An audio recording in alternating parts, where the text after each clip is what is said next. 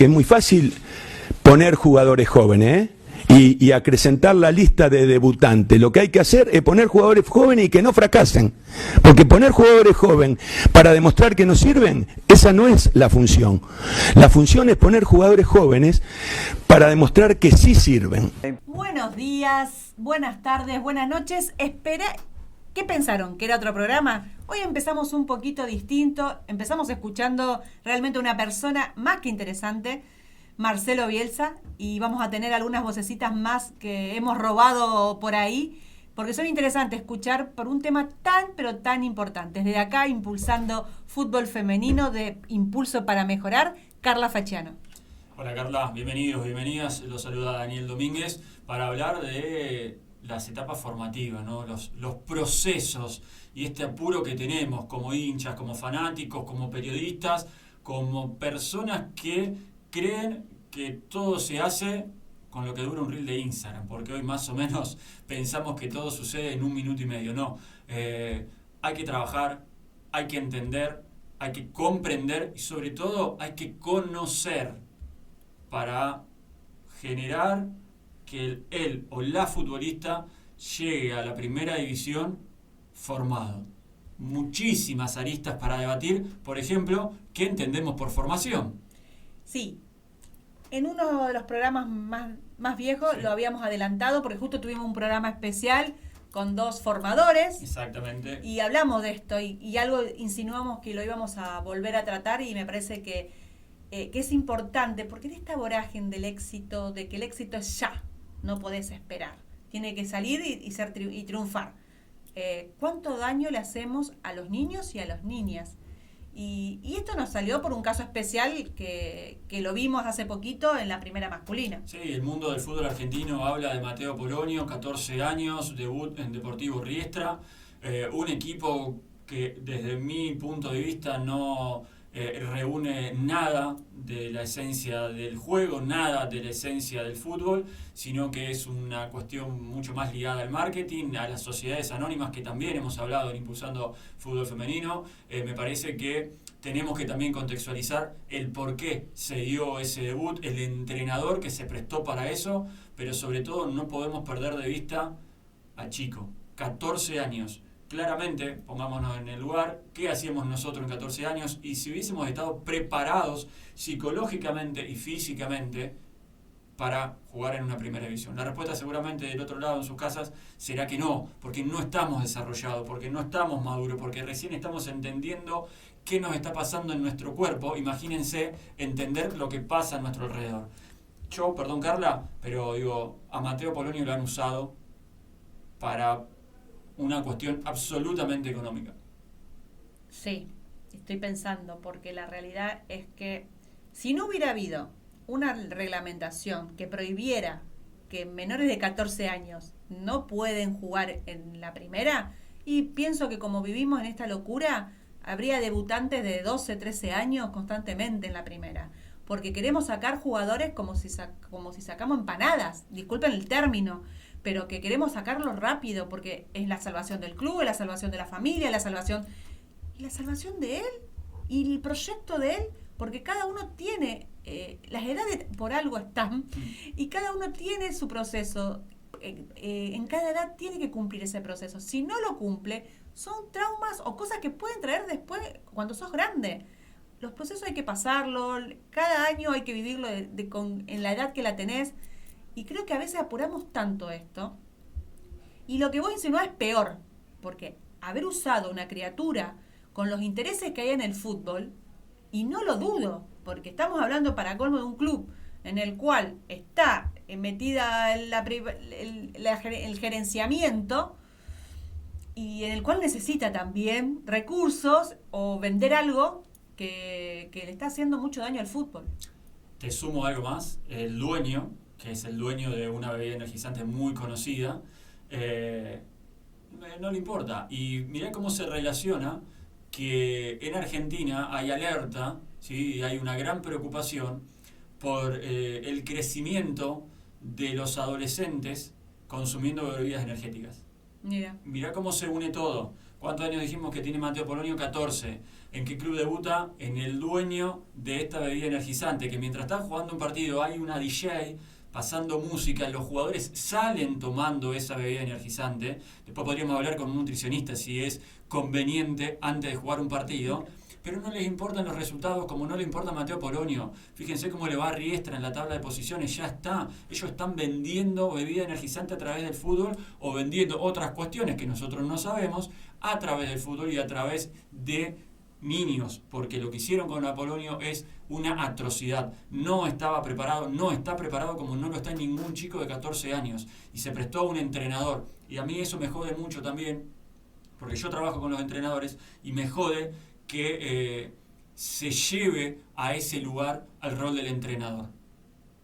Y de verdad me molesta mucho, porque ahí tendríamos que ya tener que hablar de la intervención del sindicato, de entrenadores, tendríamos que hablar de un montón de otras cuestiones, con otro tipo de cuidado. Pero en Argentina, como pasa todo el tiempo, y nos da lo mismo todo, en algún momento tenemos que frenar. Lo decía Bielsa, ¿sí? No es debutar por debutar. Lo comentaste vos recién, Carla. ¿Cómo continúa ese chico o esa chica que debuta? ¿Qué le vamos a enseñar? ¿Cómo termina su carrera? Hay un caso paradigmático en Bolivia. Un nene de 12 años debutó porque su papá era el entrenador. Ese nene, hoy ya con 22, 24 años, desde aquel debut a hoy, tan solo pudo jugar 10 partidos.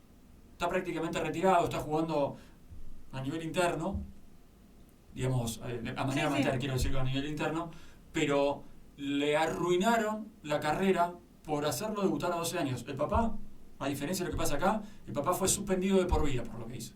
Bien. No puede dirigir. Por lo menos hay una acción. Una acción que demuestre que lo que pasó estuvo mal. Una acción, ¿sí? Y ese chico, repito, hoy con 22, con 24 años, en 10 o 12 años tan solo pudo jugar 10 partidos. Ojalá, es el deseo absoluto desde Impulsando Fútbol Femenino, que no sea lo mismo para este chico de Riestra, que pueda tener la carrera o que pueda hacer lo que tenga ganas de hacer él sin que lo obliguen, porque si mañana Mateo dice no juego más a la pelota porque yo decido no jugar a la pelota y voy a ser el mejor contador, arquitecto o empleado de comercio, lo vamos a acompañar y vamos a estar contentos por lo que él decida, pero ojalá que no sea una estadística este chico.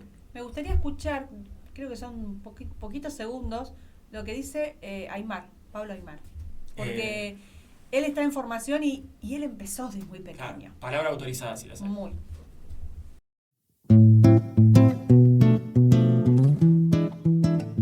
La importancia de que se cumplan los procesos y los tiempos de entrenamiento con los chicos tiene más que ver con su crecimiento que con lo que pueda eso influir en un torneo. Mientras más tiempo entrenen en lugares buenos, con compañeros buenos, más van a crecer. Los procesos. Respetar los procesos. Qué palabra autorizada, Pablo Aimar, en el cual él ha vivido todo eso, pero y sabe con su experiencia lo que necesitan los chicos en esa edad. Pablo Aimar en 1997 no jugó la final de Malasia, el sub-20, porque así lo decidió el entrenador, y porque daba ventaja además con la edad.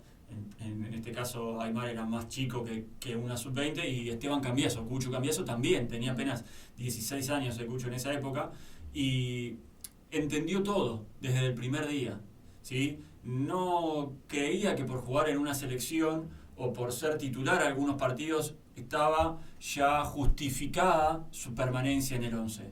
También tiene que ver mucho la docencia, lo vimos y lo charlamos con Octavio Larrea de News All Boys y con Mauro Palacio de Rosario Central, uno del sub-14 y otro de el sub-19, ¿sí? Técnicos docentes, técnicos formadores, muy claro en cada uno de sus conceptos. Eso también tenemos que revisar, ¿no? ¿Quiénes acompañan en la formación a nuestros y a nuestras futbolistas?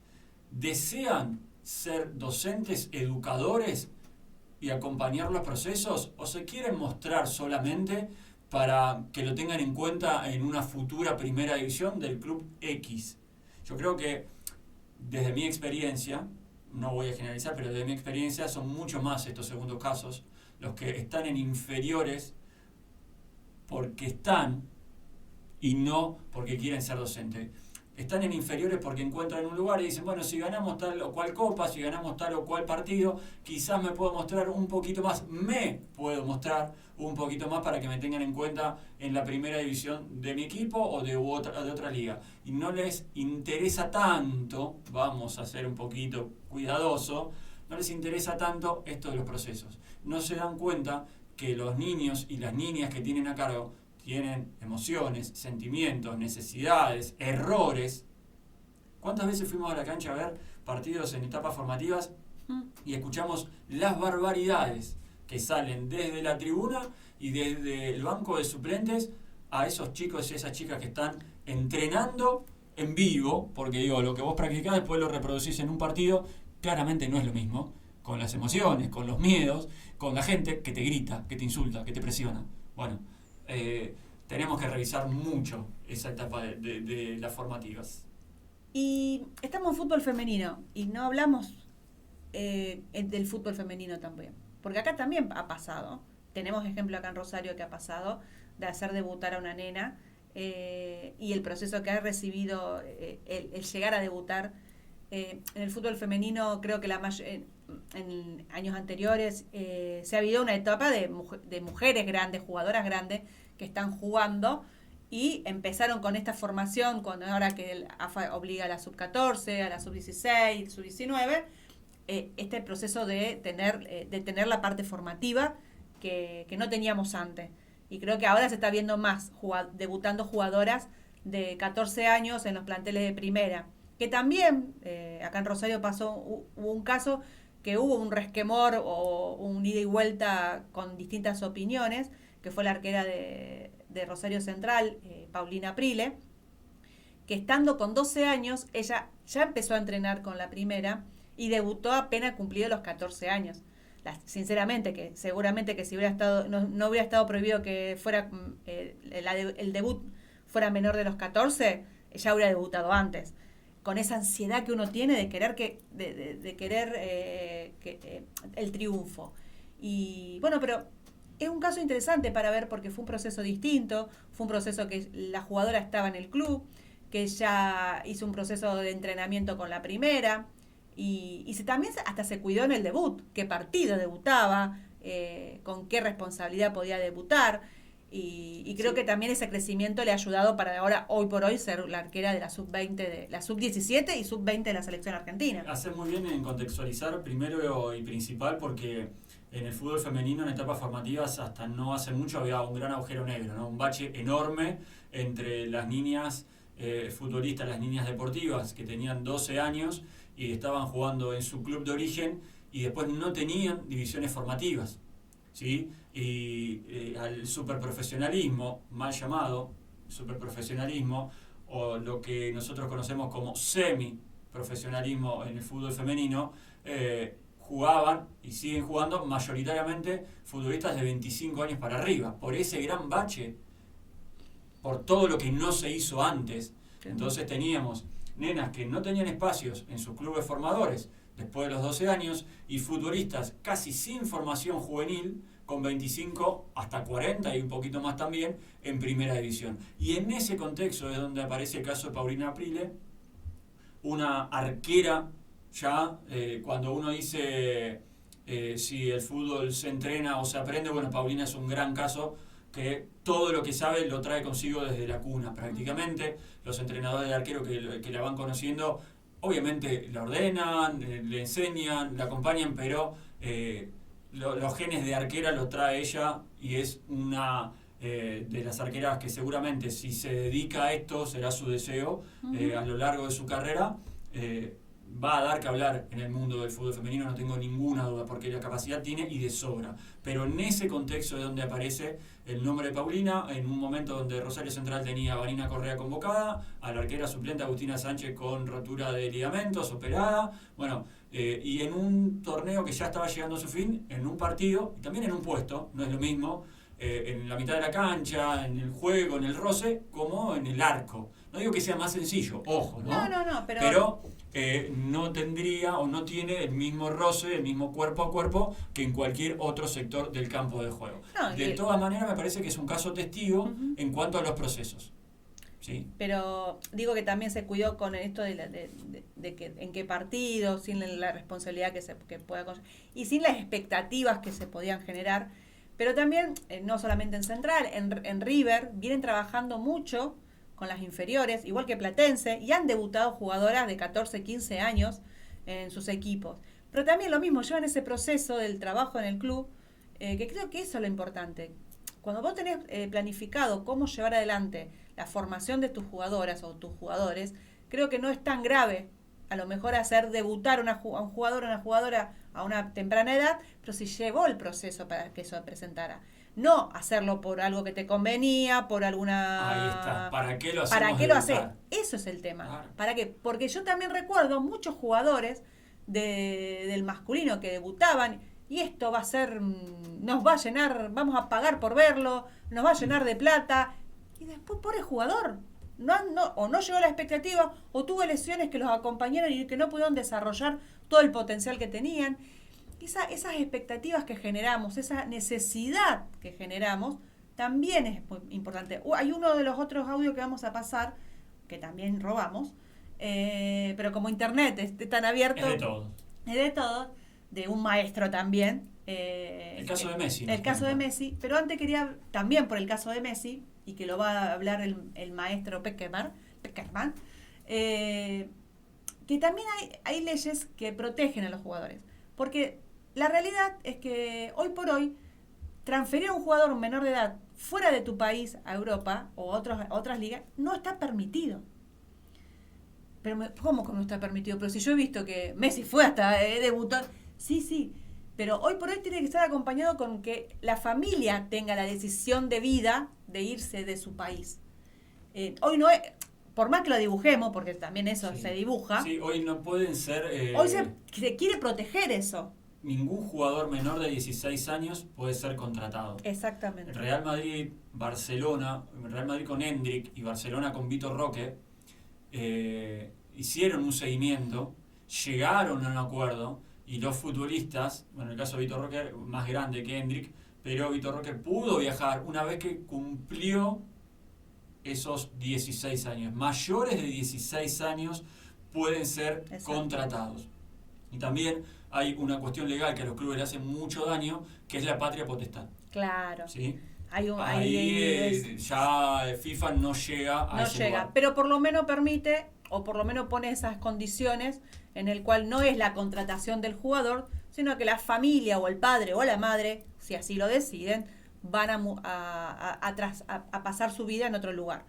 Pero es un tema muy grave, te sacan del lugar de nacimiento. Desarraigo. Y es todo un tema. Bueno, el caso que vamos a escuchar ahora, que es también un par de segundos, que escuchemos a Peckerman, va a hablar de Messi en su debut en la selección argentina. Mundial 2006.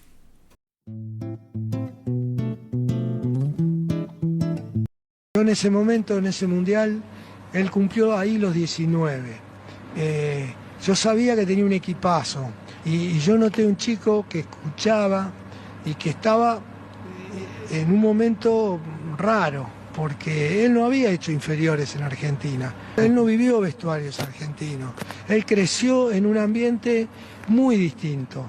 Y después vos te tenés que integrar a una selección como somos nosotros, la eliminatoria que son tremendas, que la forma que se juega, que por ahí todo es tan distinto. Entonces yo le hablé claramente, le digo, mirá, yo sé que en este mundial vos tenés una capacidad y vos vas a ser el mejor jugador del mundo, pero este mundial todavía no va a ser el tuyo. Esta es tu aparición y vas a jugar porque todos los minutos que yo te pueda poner, de acuerdo a las situaciones de partido, vas a estar, pero te tiene que servir para escuchar, para hablar con los muchachos grandes. El vestuario argentino es fundamental. Tu mundial es Sudáfrica, no tengo ninguna duda, y vas a jugar por muchos años en la selección. Pero con toda esa apuesta, la imagen que quedó es que él no entró ese último partido, en el último cambio. En ese banco quedaba todavía Pablito Aimar, quedaba Saviola, que había jugado muy bien, pero ese partido no fue titular. Teníamos un banco extraordinario. Y estaba Cruz, que nos daba en esos minutos algo que para como esos 15 minutos iban a jugar, era clave. Y bueno, la apuesta es muy difícil predestinar si podía haber cambiado la historia. Después el resultado te castiga, lamentablemente no lo podemos cambiar. Qué placer, qué placer. Bueno, los tres que escuchamos hoy es un placer. Realmente Bielsa, Aimar, Pekerman, es un placer. Pero fíjate lo que decía. Él sabía que era su mundial, pero que necesitaba que se cumplieran con los tiempos. Habla lo que mencionaste anteriormente, ¿no? El cambio de hábito, el cambio y el no conocer el contexto. Messi no había jugado profesionalmente en el fútbol argentino, conocer el vestuario argentino, dice Pekerman. ¿Sí? Entonces, el 2006 Pekerman lo lleva para que Messi, permítame en el término, se haga argentino, conozca a los compañeros, conozca el vestuario, y él le dice, tu mundial va a ser el de Sudáfrica 2010, entendiendo un proceso de 4 años. Pero tenía 19 años ahí Messi. Cumplió 19 años durante el mundial, Messi. Y vos decís, bueno, pero estamos hablando de 14, 19. No, es el contexto. Claro. Messi nunca jugó más que en las inferiores infantiles. Infantiles de Newell's, inferiores de Barcelona, porque exacto, recordemos también que la aparición de Messi en primera del Barcelona se da cuentagota de 2004 a 2006. Y el 2006 no fue un buen año para Messi por la lesión que, entre otras cosas, le impide jugar la final de Champions de ese año. Entonces, también, repetimos, y sin querer ser cansadores, los contextos, los procesos, el acompañamiento, el entender, y también, como decía José Pekerman, ¿no? Uno no tiene la bola de cristal, no sabe qué va a pasar mañana. El hecho de que hoy nosotros, conociendo la historia final de Messi, podamos decir, ¿por qué no puso a Messi contra Alemania de 2006? Es completamente injusto. Totalmente. Completamente injusto. De hecho, no miremos para otro lado, porque hasta Qatar 2022... a Messi, seamos sinceros, la mayoría de, no sé si de nosotros, pero la mayoría del mundo futbolero lo insultaba. Que no es argentino, sí, que no es argentino, que si canta, si no canta el himno, si siente la camiseta, si no siente la camiseta, que no ganó nada, que esto, que aquello, que nunca va a ser como Maradona. Bueno, después de Qatar todo cambió, ahora lo amamos todo Messi dio, bla, bla, bla. Pero también revisemos un poquito y no seamos injustos. Entre otras cosas, con un grande, con un maestro de la formación como José Néstor Pekerman, que por algo hizo lo que hizo en ese 2006. Y aparte, él venía también de la formación de la selección argentina. Cambió la estructura del fútbol juvenil. Totalmente. Argentina venía de ser expulsado del Mundial 91 como está Samerlo como técnico, con un papelón enorme que termina en las trompadas, suspensiones de Juan Snyder, de Pellegrino, en ese equipo estaba Leo Díaz, Pochettino, Walter Paz, Claudio París, jugadores que trascendieron en el fútbol argentino, muy buenos todos, pero hicieron un gran papelón. En el 91 se agarraron a trompadas, así terminó Argentina, y Argentina fue suspendida para el Mundial Sub-20 del 93, no pudo participar. Pekerman presenta un proyecto, es elegido por sobre, entre otros, Greenwald, Carlos Timoteo Greenwald, es elegido por sobre Greenwald, y cuando no contaba con la aprobación de nadie, y ahí otra vez no miremos hacia otro lado porque lo criticaban y mucho a Pekerman porque era desconocido, venía trabajando en las inferiores de Argentinos Juniors, Pekerman cambia el fútbol juvenil argentino, no solo por los títulos del 95, 97, 2001, sino por la cantidad de jugadores que formó. ¿Sí? Yo, por ahora, una de las pocas cosas que tengo es memoria. Si quieres, repasamos todos los equipos del 95, del 97, del 2001, entre otros. Ya lo escuchamos a Aimar. En ese 97, el técnico campeón del mundo, ese que ustedes hoy en Argentina adoran, fue formado por Pekerman. ¿Sí? Lionel Scaloni jugaba de volante por derecha, o de interno, como se dice ahora, en la selección argentina campeona de Malasia. Le hizo un gol a Brasil en los cuartos de final. Entonces, me parece que algo sabía Pekerman. Pero somos muy exitistas. Todo el tiempo. Queremos al bocón, queremos al que grita, queremos al que triunfó algo esporádico. Somos muy exitistas. Y nos aprovechamos de un pibe que juega bien o de una piba que juega bien para ver si podemos sacar plata. Exactamente. Y ese es el meollo de esta charla que tenemos hoy. La preocupación que tenemos que tener en la formación de nuestros niños y niñas. Porque no dejan de ser niños y niñas que juegan a la pelota. Entonces, que después sea la elección, como decías, si Paulina decide seguir su carrera de futbolista, que sea una decisión de ellas ya de adultas, de jóvenes que deciden continuar con esa carrera. Pero hoy a su edad, a los 12, a los 14, a los 16, es un juego. Y deben ser formadas en ese contexto. Absolutamente. De juego. El profesionalismo viene después. Sí, y no olvidarse del disfrute, no olvidarse de la diversión, porque si le sacamos eso, el fútbol no tiene sentido. Totalmente. ¿Sí? El fútbol es un juego para divertirse y para pasarla bien. Lo que vemos en la tele no es fútbol, es el negocio del fútbol. A las pibas y a los pibes no le saquen el juego. Tal cual. Así que bueno, hoy realmente un programa muy lindo. Sigo, como lo dije anteriormente, en otro programa. Qué lindo es hablar de otros temas, pero meternos en el fútbol, en temas que a lo mejor a veces no se debate. Hoy hablamos de Mateo, de un nene de 14 años, porque es un nene. Sí. No nos olvidemos de eso, es un nene. Que ojalá tenga todo el éxito del mundo, que pueda disfrutar lo que está haciendo y que pueda triunfar, pero no nos olvidemos que son niños y que los clubes tenemos que tener la responsabilidad, los mayores, los formadores que estén a cargo, de cómo llevar ese camino que tienen. A no apurarse y a seguir escuchando e impulsando fútbol femenino. Chao, nos vemos. Nos vemos.